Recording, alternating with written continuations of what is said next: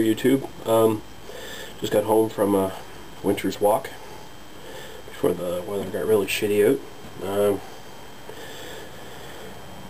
Chad over at Chad's Beer Reviews. Oh yeah, by the way, a friend of his, JJ something.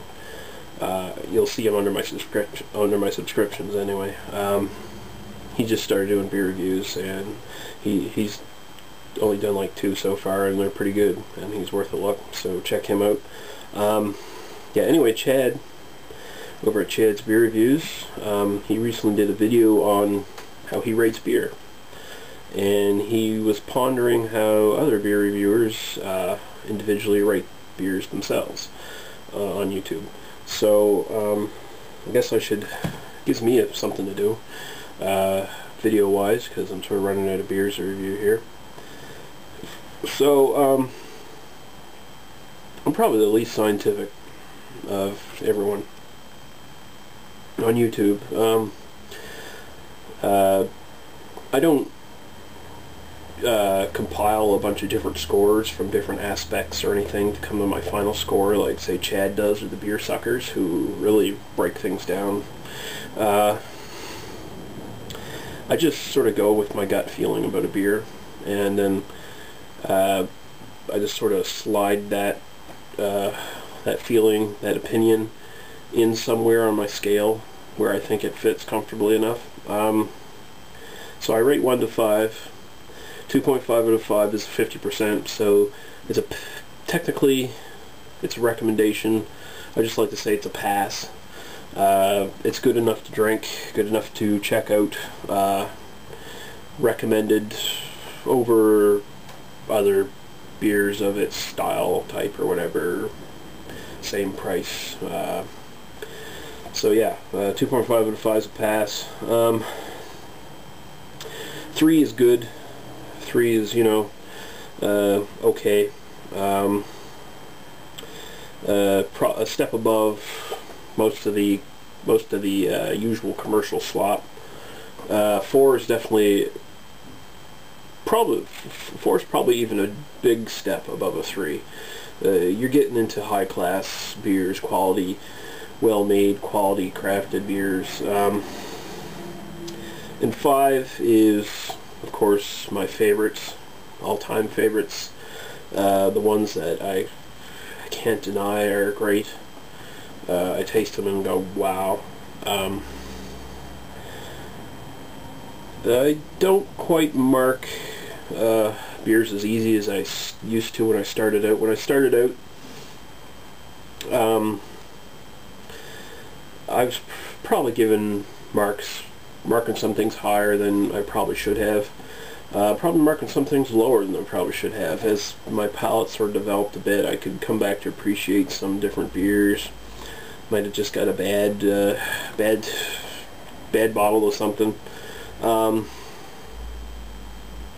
I try not to do that anymore.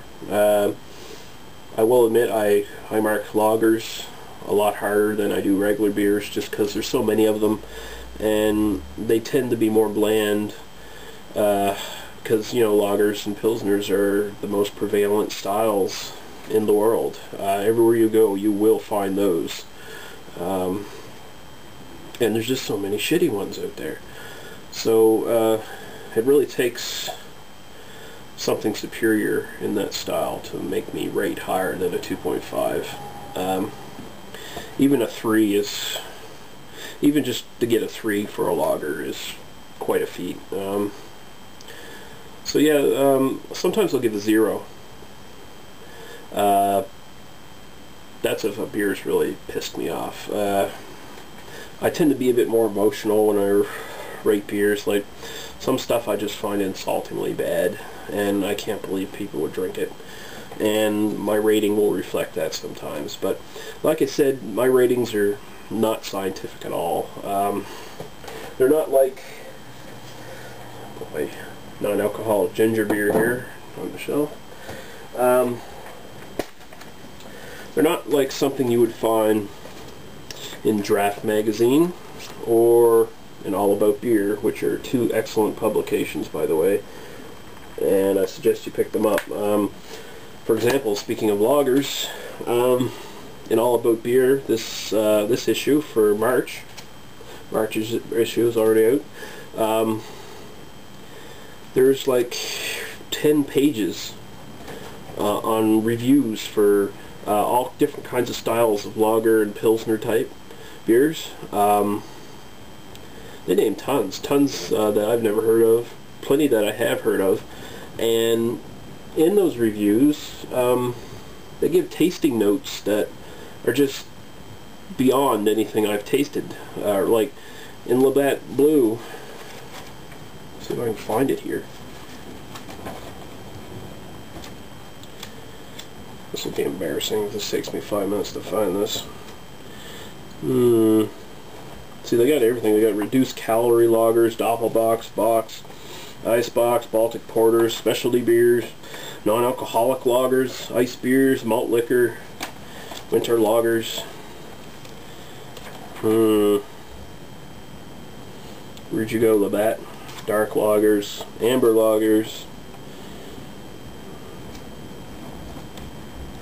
Canadian Pilsner, Labatt Blue. They gave it an 87 out of 100.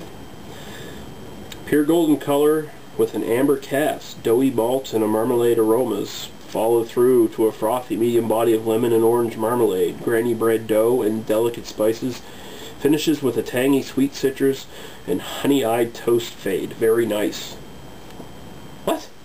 It tasted like watery fucking semi-beer tasting stuff to me when I had it. Okay, so apparently these people's their palates are so highly developed that they're just tasting loads of stuff I could never taste in my wildest dreams, right? You'd have to be a dedicated, like a wine taster, and I'm not really interested in that side of beer. I want to, I don't want to put it in my mouth,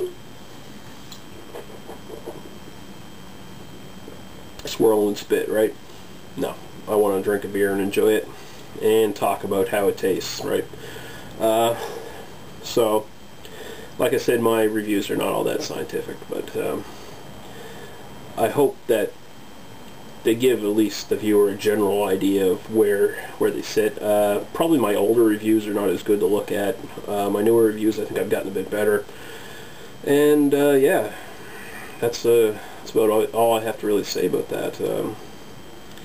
I think you can get generally from the tone of my review whether I think the beer is crap or not, though I don't even really have to give a rating. It's probably pointless, redundant really to do so, but I'll just keep the rating system anyway, just for the sake of some consistency in my reviews. Okay, so